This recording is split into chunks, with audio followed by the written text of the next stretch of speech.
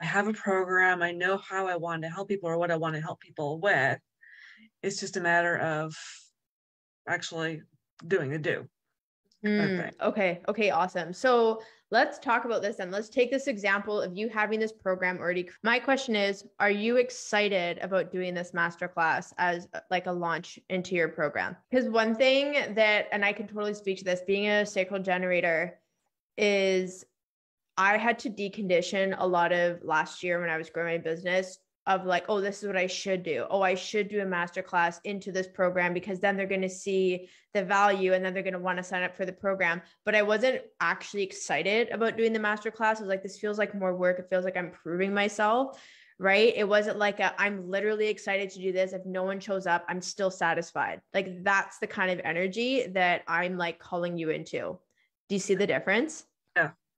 So ways that I played with this, because there's been times where I'm like, oh, I want to do like a master class and like launch into this. But for example, I have a completely open throat center. You have an undefined throat center. So I find that it's actually very challenging for me to show up and just speak live, especially if like, let's say there's no one there, but I'm still recording it, or if people aren't engaging, it's like hard for me to have that throat energy. So what I find is what excites me when I thought about it, I'm like, hey, I want to do a masterclass, but how do I want to do it? How is it going to feel good for me? I'll pre-record it. I'll pre-record it because then I can create the environment that supports me. I can do it at my own pace. I can edit it. And then it's like, send it via email, share on Instagram, and then, have a window of this is when you can sign up for the program. And for me, that feels good, even though some might say that's not how you should do it. I'm still excited about that. And that's what I'm honoring is that sacral yes. Because if you think about it, if you grow a business based off of doing what you think you should be doing, you're literally going to have a business of shoulds of how this person launches, how this person markets, how this person does their content. And it's not even your fucking business because you've done everything everyone else's way. Do you know what I mean? Yeah. Yeah. And I think so I'll share with you, I did a masterclass series. Like the launch was literally like I'm hosting a masterclass over it's 3 videos. I'm going to drop them in a Facebook group over 3 days. They're pre-recorded because I told you about having an open throat center for me. It's like, I don't want to just show up and exhaust myself and be stressed about going live. Pre-recorded. They're dripping over this time. I had a week container because I wanted to create a space where people could ask questions and then I can respond to them. Right. So I'm like literally setting up an environment where I can use my strategy. And then I also, I dripped the content because I had all different types in that masterclass series. I had projectors, I had reflectors, I had manifestors, and I had, the sacral being. And so I dripped the content, but I also like emailed all the content ahead of time for people who love to binge, right? I'm like, can I be inclusive to how people like to consume this?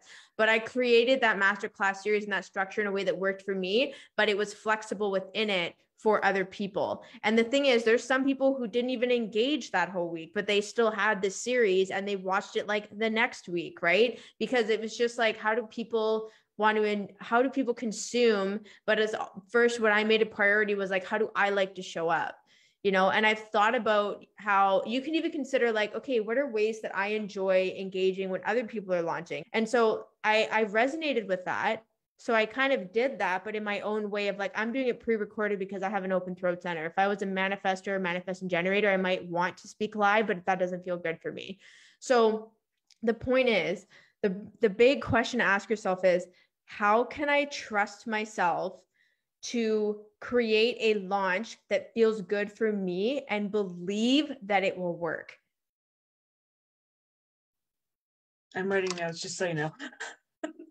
I know that was a good one. That's why I paused after. Like, it's really like, what is going to have me excited the whole time? Like, do I want to have the cart open for 2 days, 3 days, a week? What would feel good to me? Not what is everyone else doing? Do I feel good doing a Facebook group? Do I want to do a live stream? Do I want to sell on Instagram? Do I want to sell to my email list? Whatever it is, like really like prioritizing yourself because you're the one delivering the content. You're the one delivering the program. You're the one holding the space for the transformation. You have to be prioritizing and in integrity with your energy and what lights you up, because that's how other people are receiving you. Literally processing your emotions, because obviously you're an emotional authority. I know that it's unconsciously activated. Obviously you have the 6 and the 49, which is like unconsciously activated. So you might actually resonate more with like the yes or no in the moment, because this is consciously defined in your chart when it comes to making decisions. But really feeling into like what feels good for me and giving yourself the space to decide like, okay, yes, this is how I want to do it. Is this how I want to do it? Yes or no? And then start taking action. The other thing I want to talk about, as a sacral generator, we're meant to wait to respond. This is something that I tell all sacral beings, is we are meant to respond to our environment. Something that I did last year, and I also have an undefined head and I have an open ajna. I was having all these ideas and I was responding to my ideas, and then I was going and I was launching things and I was getting crickets because I wasn't actually co-creating with the environment. So the difference is like looking at, okay, you know, if you look into your environment and it's like, okay, these are the problems that I'm seeing. People are asking these questions about this topic in regards to my expertise. I'm going to go and create something regarding that, because then you're actually responding, you're co-creating with your environment. Another thing too that I've discovered that I've been experimenting with is like, sometimes I'll have an idea and I'll be like, where did that come from? Is that from my environment, or is that just like an idea, like a divine hit that just hit me? And if it's a divine hit, what I do is I'll park it. I won't act on it. I'm going to park it. And I consider that a sign to pay attention to my environment, to look for the things to respond to. So I've done that. Cycle. Oh, I've done market research where I'm like, I have this site, like for example, this program that I just talked about, this little mini masterclass series that I just did in April. Before that, in like March, I did a marketing survey. I was like, I want to know from people what it is that they struggle with in their business in terms of embodying human design. Like what's not being talked about enough? What is confusing? What is it that you want to understand? And I shared this on Instagram. I went into a couple Facebook groups where I was allowed to post it, and I had like 40 responses. And I was like, okay. And then I went and I created this masterclass series based off of the response that I got from the market research.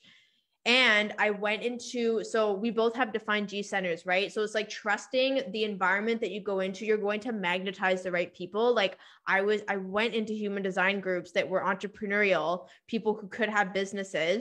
And, you know, sometimes you have to check in with the group owners if you can drop like a market research form. But I went into those environments and I was like, hey, this is the ideal environment. This is where my like niche, my client will probably live. I'm going to drop this here. And so I'm going to get responses from the right environment. I actually found that I slowed down in business because I'm so intentional about creating something to respond to, that it's like I'm taking less action, but I'm taking smarter action. Because I feel like last year I was like, oh, sacral, I'm going to respond to everything. And then I'm going to do this, this, and this. And then it was like, I was burning myself out. I wasn't actually satisfied. This whole thing that we just talked about, like looking at creating things from, you know, responding to the environment and really looking at like, what do I feel excited about doing? If you are responding to your environment and you're creating from a place of like co-creating with your environment, you're answering, you're responding to the things that you're seeing, you know, there's going to be this momentum, because you're going to be like, oh my God, like I'm creating something, you're seeing something build, like people are coming to you, it's making sense.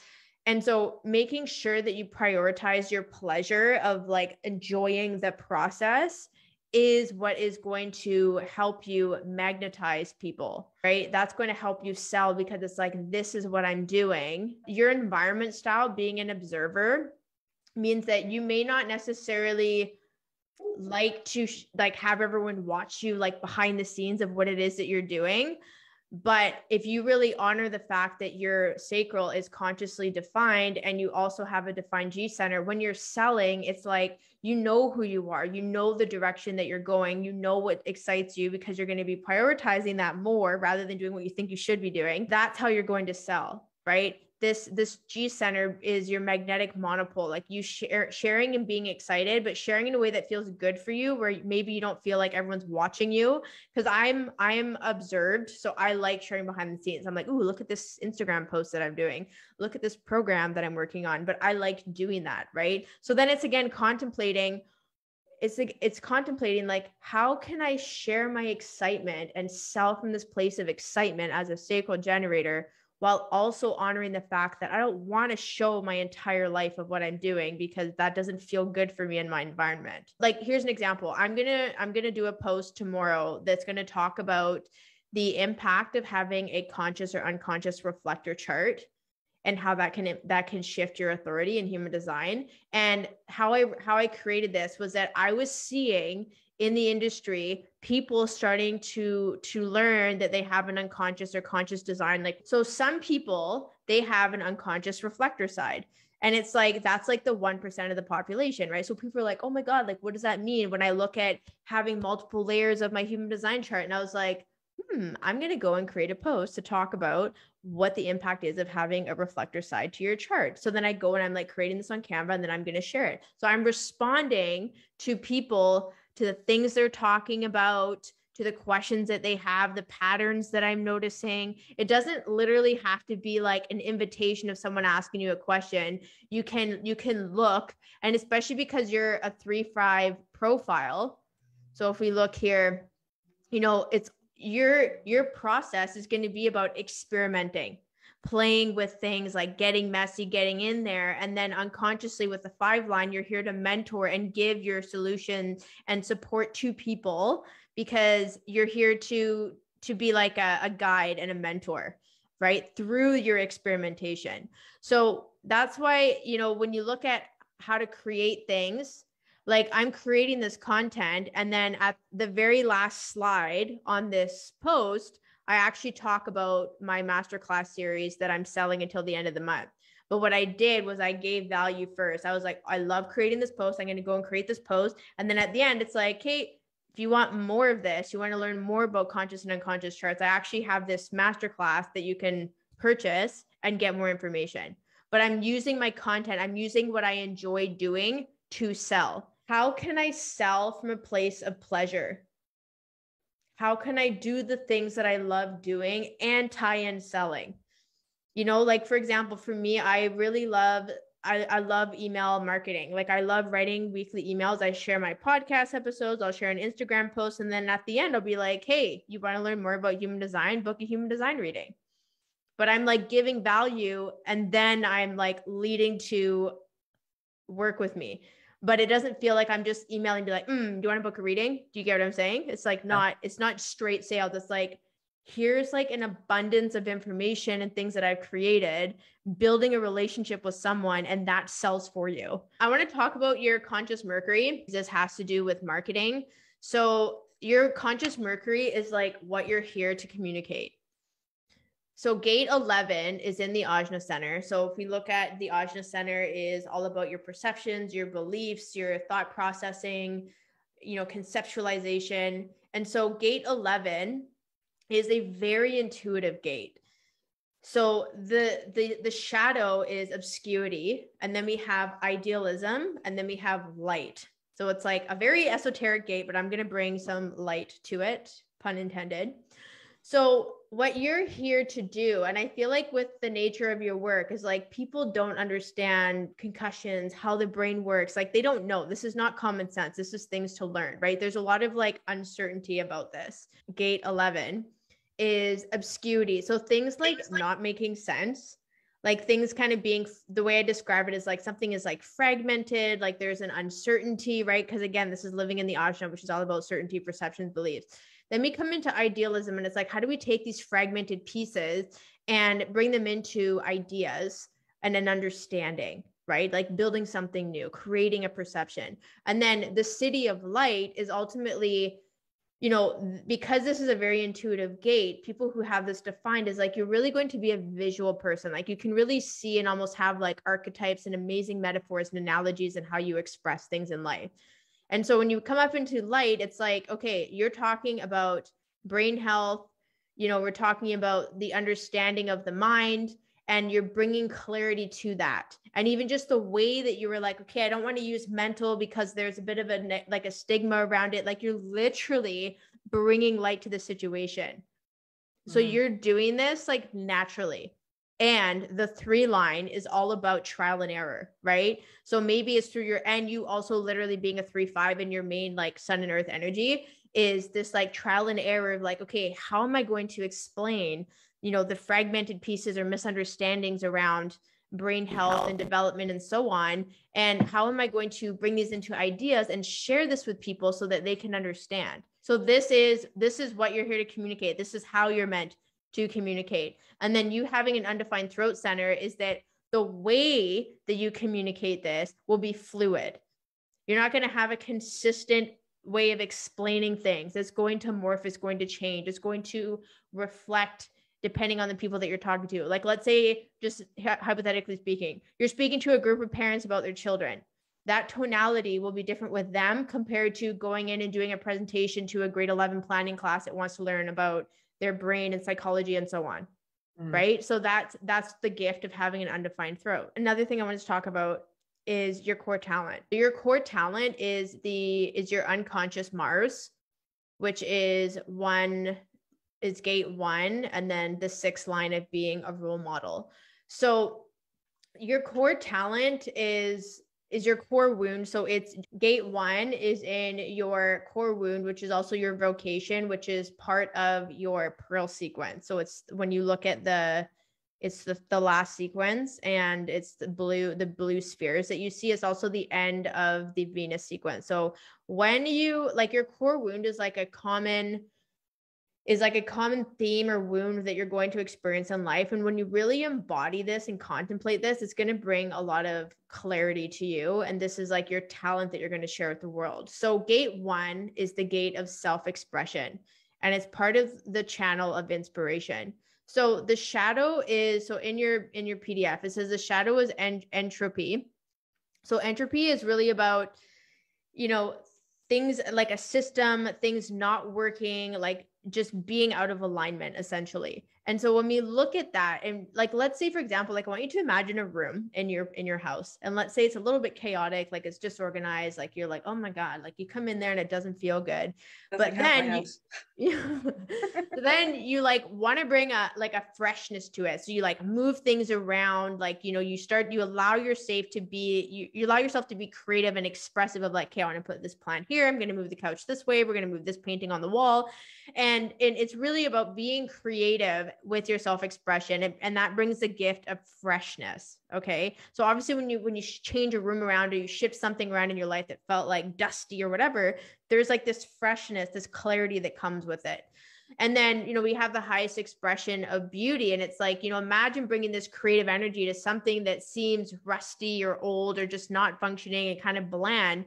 And you bring this freshness to it. And then there's this natural beauty that comes from that. So your core wound is really about like transforming things into a higher level of creativity and self-expression. And this is found, the gate 1 is in your G center. So obviously this ties into identity. This ties into the direction that you're going and your lovability as well. So I think that when it comes to business, like your core talent is really, when you look at, and it kind of ties into the gate 11 too, the way I talked about like things being like obscure and like not really understanding, then coming into new ideas, and then really having like bringing light to a situation, right? Like there's a lot of like transformation and shifting.